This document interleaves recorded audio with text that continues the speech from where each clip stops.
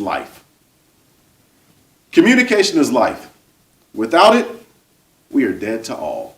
Since the ARC triangle was first discovered in July 1950. The ARC triangle has 3 related points. The first of these points is affinity. I'll get into what these are a bit later. The second of these points is reality. The third of these points, and the most important, is communication. These 3 factors are related by affinity. We mean emotional response.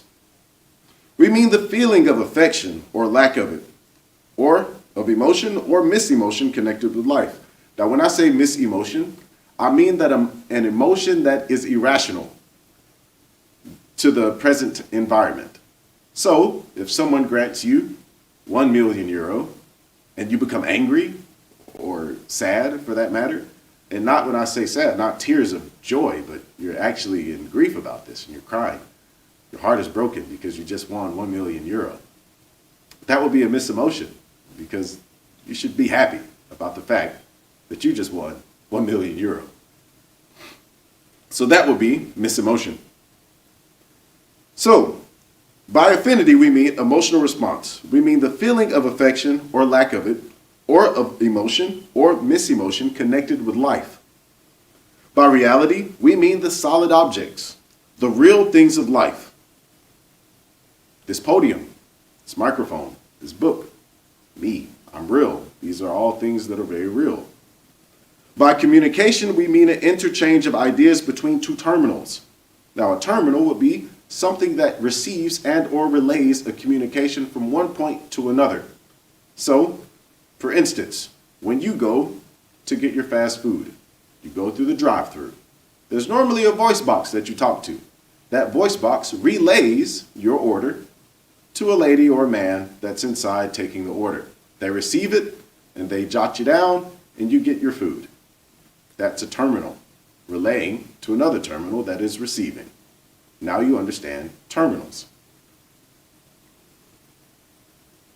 So without affinity, there is no reality or communication. Without reality, there is no affinity or communication. Without communication, there is neither affinity nor reality. Now, these are sweeping statements, but are nevertheless very valuable and are true. For instance, have you ever seen someone who is sporting your favorite team's jersey or cap or any other paraphernalia? You instantly had reality with that person. Now, did your affinity increase for that person? Did your emotional response to that person increase? Were you more willing to talk to that person about that team that you both favor? Have you ever tried to talk to an angry man? An angry man's communication is at a level of misemotion which repels all terminals from him. Therefore, his communication factor is very low, even though very loud. He is attempting to destroy something or some other terminal, therefore his reality is very poor. Very likely what he is being angry about apparently is not what made him mad. An angry man is not truthful. Thus, it could be said that his reality, even on the subject he is attempting to voice, is poor. There must be good affinity, which is to say, affection, between 2 people before they are very real to each other. And reality must be used as a gradient, with some things being more real than other things. For instance, the sports team. That is a gradient step to becoming more and more real. There must be good affinity between 2 people before they can talk together with any truth or confidence. Before 2 people can be real to each other, there must be some communication between them. They must at least see each other, which is in itself a form of communication. Before 2 people can feel any affinity for each other, they must, to some degree, be real. You cannot talk to someone who is not there. Yes, maybe via social media, but they are there at some end of the point. If someone is not standing in front of you and you say hello, there's no one there, nobody's going to answer. So, in order for you to have communication with someone, they must be there, they must be real, you must have some reality with that person, and there must be some type of emotional response there. These three terms are interdependent, one upon the other. And when one drops, the other two drop also. When one rises, the other two rise also. It is only necessary to improve one corner of this very valuable triangle in order to improve the others. It is only necessary to improve two corners of the triangle to improve the third. Probably the reason why the ARC triangle went so long undiscovered was that the fact that a person in apathy, which is someone who has no emotional response to life or anything for that matter. Communication, no. Reality, no. Affinity, nothing. They're just kind of there. They exist. That's what someone who's in apathy would be. They rise through various tones. These tones are quite uniform. One follows the next, and people always come up through these tones, one after the other. These are the tones of affinity. And the tone scale of Dianetics and Scientology is probably the best possible way of predicting what is going to happen next or what a person will actually do. This is a scale that plots the emotional tones of a person, the emotional states a person goes through. Estimation of the quality or ability of a person is at once established by his tone. Tone is established by his ARC. There's a book entitled Science of Survival, which is completely devoted to this subject. Actually, tone is established by a person's affinity and reality. It is most directly observed by his communication. One easy, quick way to ascertain a person's tone would be as follows. What does he try to do to your ARC? If he discovers something with which you have good ARC, does he attempt to increase or decrease your communication with it? So if you have a friend who knows that you like painting, but every time you come around this person, they're talking very negatively about painting. They think art is stupid, and they're just bad, bad, bad, bad, bad. Painting, painting, painting, bad, bad, bad, bad. Is this person trying to increase your communication with painting? Or are they trying to decrease your communication with painting? And also the other way around. Someone who's showing you different new things that have been achieved or accomplished through painting, or telling you about new techniques in which can be done with painting. Would this person be trying to improve your communication with painting or decrease your communication with painting? You should use your personal integrity and observe that for yourself. Decreasing one's communication with something can be done in two ways with the same end result. He or she insists on communication with hurtful things so that one will know better than to communicate, as a nation does with youth with war. Or the communication is cut direct. Lower affinity with things and communication is cut. Raise affinity with things and communication is improved. An example of this would be a contrast between the end results achieved by 1.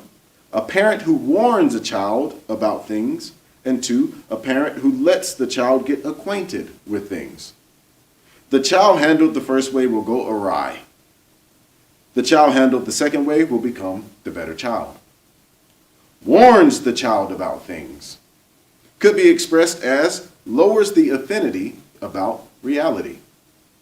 One determines then the actual character of a person by observing his intent concerning communication. If a person wants communication to be knowingly raised, and all good communication is knowing communication, his intent to another is good.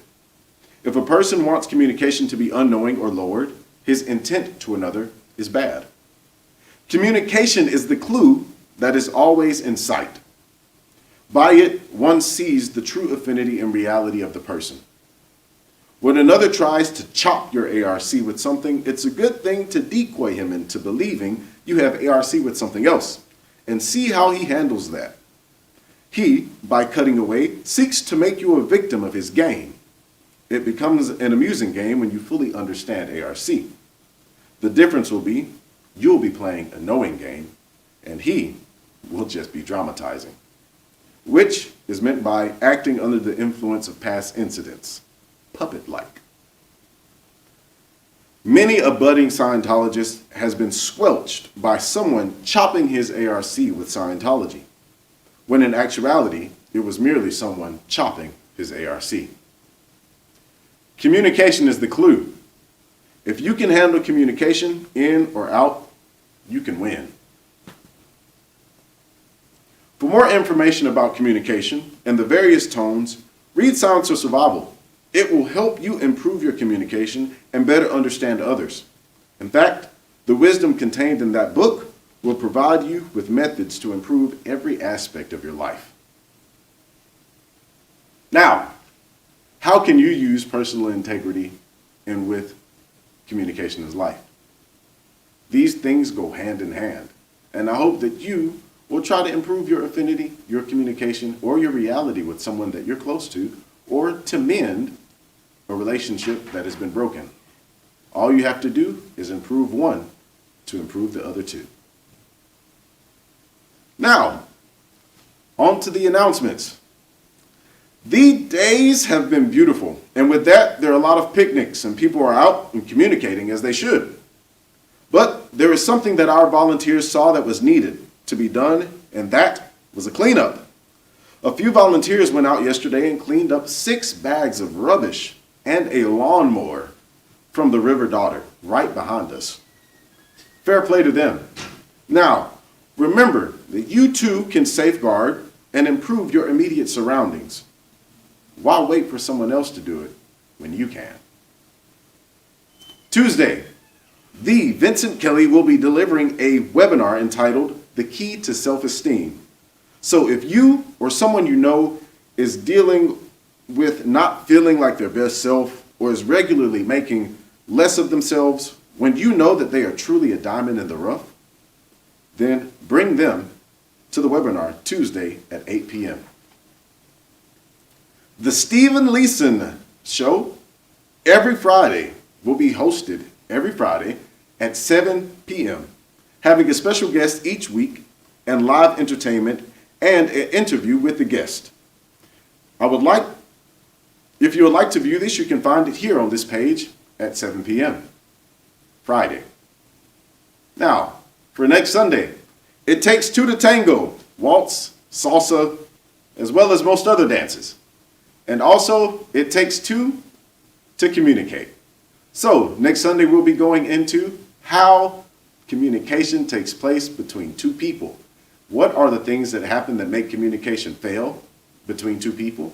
And what are the things that are necessary to be there between two people to make communication successful? So, next Sunday, I hope that you tune in at 11 o'clock. And now, we will be going into the prayer for the Church of Scientology, the prayer for total freedom. And this will be a video played so that you may be able to read along with me as we go through the prayer for total freedom. May the author of the universe enable all men to reach an understanding of their spiritual nature. May awareness and understanding of life expand so that all may come to know the author of the universe. And may others also reach this understanding which brings total freedom. At this time, we think of those whose liberty is threatened, of those who have suffered imprisonment for their beliefs, of those who are enslaved or martyred, and for all those who are brutalized, trapped, or attacked. We pray that human rights will be preserved so that all people may believe and worship freely, so that freedom will once again be seen in our land. Freedom from war and poverty and want. Freedom to be, freedom to do, and freedom to have. Freedom to use and understand man's potential, a potential that is God-given and God-like. And freedom to achieve that understanding and awareness that is total freedom. May God let it be so. Thank you for coming to Sunday service this week. I hope to see you next week, and I would like for you to use communication as life and also personal integrity to make your week the best week yet. See you next Sunday.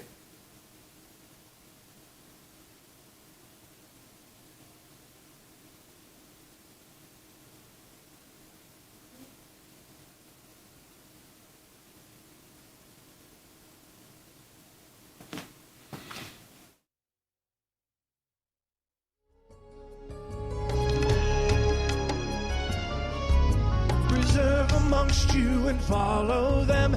Your leaders and your holy men revere their word, their order and their skill already won. I will not bless your studies if you do not have peace and permission from your leaders. I confirm their authority, their customs and their laws, and change them not unless they wish themselves to change. Your leaders are your staffs and guides, all titles that they have, and all their holdings, these are theirs in the possession of their orders.